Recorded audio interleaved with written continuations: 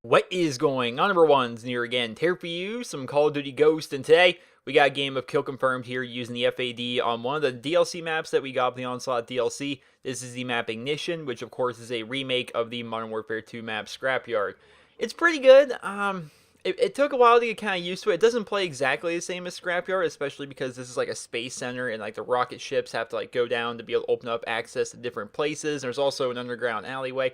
It's a bit different, but overall I kind of like it. Right there, I hated that. I don't know why they do this in Call of Duty, but they took it out so you like the whying so you can't reload cancel, or you can't cancel the animation of picking up a weapon, which was, in my opinion, two skill-based things that, you know, good players could do.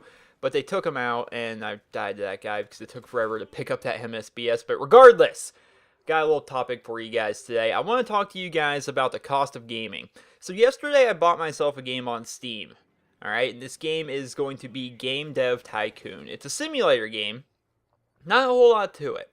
It's a simulator game where basically you are a game developer 35 years ago at the beginning of the PC revolution, and your job is to make games and try and become a big developer within the gaming industry. That's the whole point of the game. It's a sim game. Me personally, I like sim style stuff like Sim City. That's kind of cool. When I play like Madden football or any sports sim like NBA 2K or NHL or whatever, I don't even really play the sports game. I go to like franchise mode or wherever the equivalent of is, and I will like put together my team. I'll sign some free agents. I'll set the offense the way I think it should be. I'll put the starters in the way I think it should work, and I'll just simulate the season to see how my choices will progress throughout the time, right?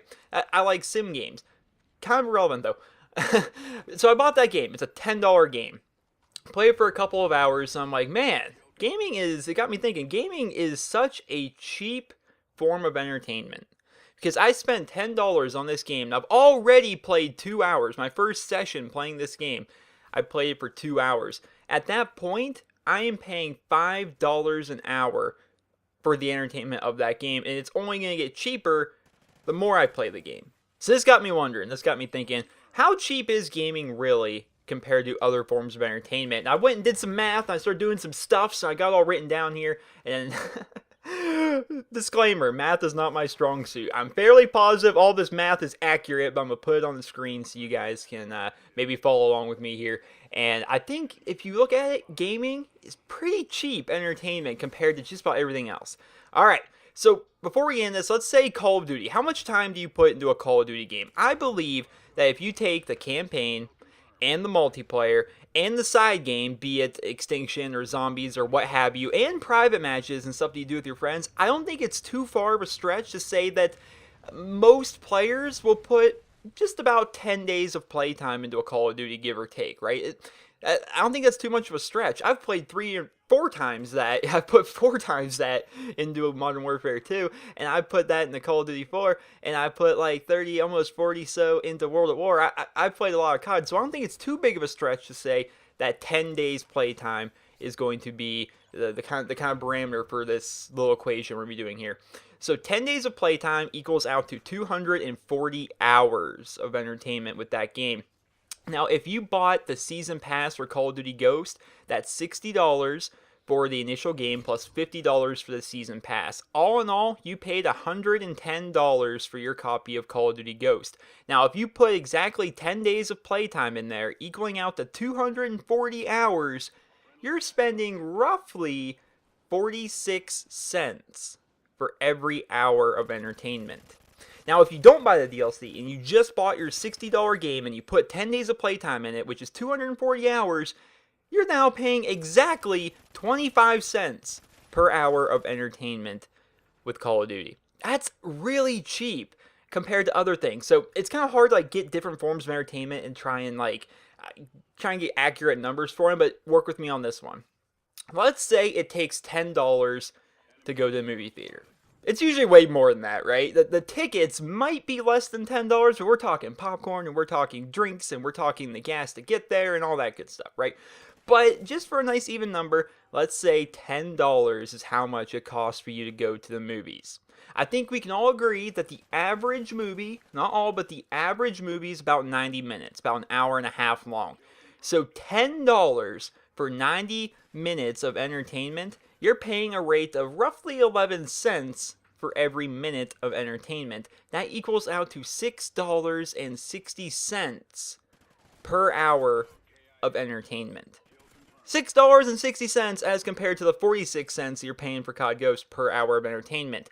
Let's take another form of entertainment out there, an amusement park, which are pretty freaking expensive. Alright, so let's talk about Six Flags. So the closest Six Flags to me is in New York, and it's about $55 for general admission. Let's say we just make a whole day out of it, right? I'm going there, we're going to make a whole day out of it, 8 hours, we're going to be in this park, enjoying ourselves, having a blast. You're paying $55, not counting food, not counting everything else, just $55 for the general admission to get in for 8 hours of entertainment. You're paying a rate of $6.90 per hour of entertainment, which is about as bad as going to the movie theater, right?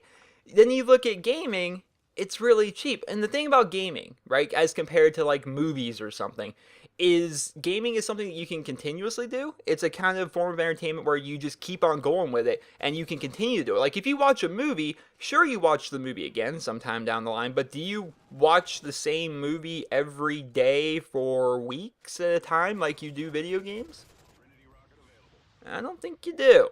As much as I like the Boondock Saints, I'm not watching it all the time.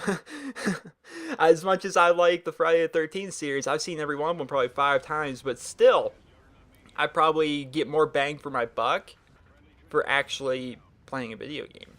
It's actually a really cheap form of entertainment if you look at it like that. I don't know. I thought that was kind of interesting. Sometimes I like to do math. I'm not very good at math, but occasionally I like to do math, and it kind of opens some eyes, because if you look at gaming, it's actually pretty cheap. Like going back full circle here to Game Dev Tycoon, I put 2 hours into it so far at $10, and the cost per hour of entertainment is only going to get lower and lower and lower the more I play the game. I think that's kind of a cool thing. I hope you guys all enjoyed this video. If you did, please be sure to leave a rating. And the question for you guys today, to answer for me in the comment section below, what game have you put the most playtime into? And do you have an accurate number of time played in that game? Because it's kind of hard. Like, for me, it's probably one of the Pokemon games, right? It's probably like Pokemon Red or Blue or whatever when I was a kid. I probably put the most time into one of those, maybe. I don't know. I played that thing everywhere. I played at home. I played on the bus. I played in the car. I played at school. I played everywhere. Because it's a Game Boy. You take it everywhere. So, but it's kind of hard to accurately track that. So for me, the most time I put into a game, I think it was Modern Warfare 2. I think I had 45 days of playtime in public matches, not counting private matches, which we played a ton of. So, what game have you put the most playtime into? I hope you guys all enjoyed this video. Please be sure to leave a rating. Hope you guys all have a wonderful day.